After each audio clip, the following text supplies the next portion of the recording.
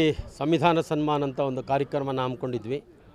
ಈ ಕಾರ್ಯಕ್ರಮಕ್ಕೆ ಕೇಂದ್ರ ಸಚಿವರಾದಂಥ ಶೋಭಾ ಕರಂದ್ಲಾಜೆಯವರು ನಿನ್ನೆ ಮಧ್ಯಾಹ್ನ ನಾವು ತೀರ್ಮಾನ ಮಾಡಿದ್ವಿ. ಒಂದಷ್ಟು ದಲಿತ ಕುಟುಂಬಗಳನ್ನ ಕರೆದು ಅವ್ರ ಜೊತೆ ತಿಂಡಿ ತಿಂದು ಅವ್ರಿಗೆ ಒಂದು ಸನ್ಮಾನ ಮಾಡಬೇಕು ಅಂತೇಳಿ. ಇದಕ್ಕೆ ನಮ್ಮ ಮನೆಯವರು ಬರೀ ತಿಂಡಿ ತಿಂದ್ರಾಗಲ್ಲ, ಅವ್ರಿಗೊಂದು ಬಾಗಿನ ಕೊಡಬೇಕು, ಅರ್ಶಿನ ಕುಂಕುಮ ಕೊಡಬೇಕು, ಸೀರೆ ಬಟ್ಟೆ ಕೊಡಬೇಕು ಅಂತೇಳಿ ಯೋಚನೆ ಮಾಡಿ ನಮ್ಮ ಶ್ರೀಮತಿಯವರು ಇವತ್ತು ಅನೇಕ ಹೆಣ್ಣುಮಕ್ಕಳಿಗೆ ಬಾಗಿನ ಅರ್ಪಣೆ ಮಾಡಿದ್ದಾರೆ. ಸಂವಿಧಾನದ ಬಗ್ಗೆ ಕಾಂಗ್ರೆಸ್ ನಾಯಕರು ಮಾತನಾಡ್ತಾರೆ. ದೇಶಕ್ಕೆ ಸ್ವಾತಂತ್ರ್ಯ ಬಂದು 78 ವರ್ಷಗಳಾಯಿತು. ಬಡವರು ಬಡವರಾಗೇ ಇದ್ದಾರೆ. ಶ್ರೀಮತಿ ಇಂದಿರಾ ಗಾಂಧಿಯವರು ಗರೀಬಿ ಹಟಾವೋ ಕಾರ್ಯಕ್ರಮ ಹಮ್ಮಿಕೊಂಡಿದ್ರು. ಗರೀಬಿ ಹಟಾವೋ ದೇಶದಲ್ಲಿ ಆಗಲೇ ಇಲ್ಲ. ಗರೀಬಿ ಹಟಾವೋ ದೇಶದಲ್ಲಿ ಆಗಿದ್ದರೆ ಇವತ್ತಿನ ಕಾಂಗ್ರೆಸ್ ಸರ್ಕಾರ 2000 ರೂಪಾಯಿ ಕೊಡ್ತೀವಿ ಅಂತ ಯಾಕೆ ಹೇಳಬೇಕಾಗಿತ್ತು? ಗರೀಬಿ ಹಟಾವೋ ಮಾಡಲಿಕ್ಕೆ ಇವರಿಗೆ ಸಾಧ್ಯ ಇಲ್ಲ. ಅಂಬೇಡ್ಕರ್ ಹೆಸರು ಹೇಳೋಕ್ಕೂ ಕೂಡ ಕಾಂಗ್ರೆಸ್ ನಾಯಕರಿಗೆ ಯೋಗ್ಯತೆಯೇ ಇಲ್ಲ.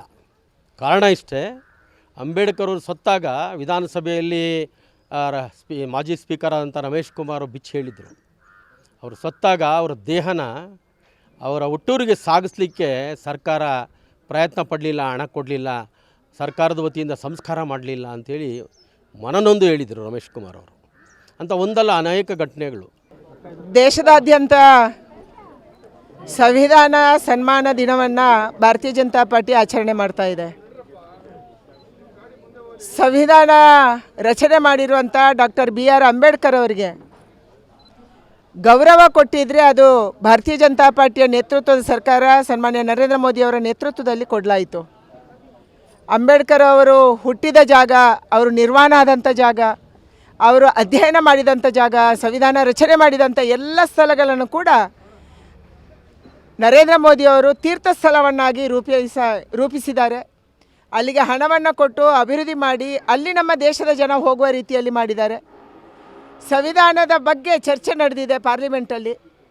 ಇವತ್ತು ಸಂವಿಧಾನಕ್ಕೆ ಯಾರಾದರೂ ಗೌರವ ಕೊಟ್ಟಿದ್ದರೆ ಅದು ನಮ್ಮ ನೇತೃತ್ವದ ಸರ್ಕಾರ ಕೊಟ್ಟಿದೆ. ಅದಕ್ಕಾಗಿ ಇವತ್ತು ದೇಶದಾದ್ಯಂತ ಸಂವಿಧಾನ ದಿನವನ್ನು ನಾವು ಆಚರಣೆ ಮಾಡ್ತಾಯಿದ್ದೀವಿ. ಪರಿಷ್ಠ ಜಾತಿ ಪರಿಷ್ಠ ವರ್ಗದ ಬಂಧುಗಳನ್ನು ಕರಿಬೇಕು. ಯಾವುದೇ ಜಾತಿ ಪದ್ಧತಿಯನ್ನು ಮಾಡಬಾರ್ದು. ನಮ್ಮದೇ ಮನೆಯಲ್ಲಿ ಅವರ ಜೊತೆ ಕೂತು ನಾವು ಊಟವನ್ನು ಮಾಡಬೇಕು, ಅವರಿಗೆ ಸನ್ಮಾನವನ್ನು ಮಾಡಬೇಕು, ಅವರು ಗೌರವದಿಂದ ಬದುಕುವ ರೀತಿಯಲ್ಲಿ ಮಾಡಬೇಕು. ಯಾವ ಸೌಲಭ್ಯ ಸಂವಿಧಾನದಲ್ಲಿ ಸಿಕ್ಕಿದೆ, ಇವತ್ತು ರಿಸರ್ವೇಷನ್ ಸಿಕ್ಕಿದೆ, ಅದು ಸದುಪಯೋಗ ಆಗಬೇಕು. ನಿಜವಾದ ಬಡವರ ಮಕ್ಕಳಿಗೆ ಅದು ಸಿಗುವ ಹಾಗೆ ಆಗಬೇಕು. ಇದು ನಮ್ಮ ಸಂಕಲ್ಪ. ಈ ಸಂಕಲ್ಪವನ್ನು ಹೊತ್ತು ನಮ್ಮ ಸರ್ಕಾರ ಕೆಲಸ ಮಾಡ್ತಾ ಇದೆ. ಇವತ್ತು ಮುನಿರಾಜ್ ಅವರ ಮನೆಯಲ್ಲಿ ದಾಸರಹಳ್ಳಿ ವಿಧಾನಸಭಾ ಕ್ಷೇತ್ರದಲ್ಲಿ ನಾವು ಈ ಎಲ್ಲ ದಲಿತ ಬಂಧುಗಳನ್ನು ಕರೆದು ಅವರ ಜೊತೆ ತಿಂಡಿ ತಿಂದು ಅವರ ಜೊತೆಗೆ ಸನ್ಮಾನ ಮಾಡುವಂಥ ಕೆಲಸವನ್ನು ಮಾಡಿದ್ದೀವಿ. ಅದಕ್ಕಾಗಿ ಇದು ಎಲ್ಲರಿಗೆ ಪ್ರೇರಣೆ. ಜಾತಿ ಪದ್ಧತಿಯಿಂದ ಮೇಲಕ್ಕೆದ್ದು ನಾವು ಯೋಚನೆ ಮಾಡಬೇಕು ಅನ್ನೋದಕ್ಕೆ ಇದು ಪ್ರೇರಣೆ. ಆ ರೀತಿಯಲ್ಲಿ ನಾವು ಸಾಗುವಂಥ ದಿನ ಹತ್ತಿರ ಬಂದಿದೆ.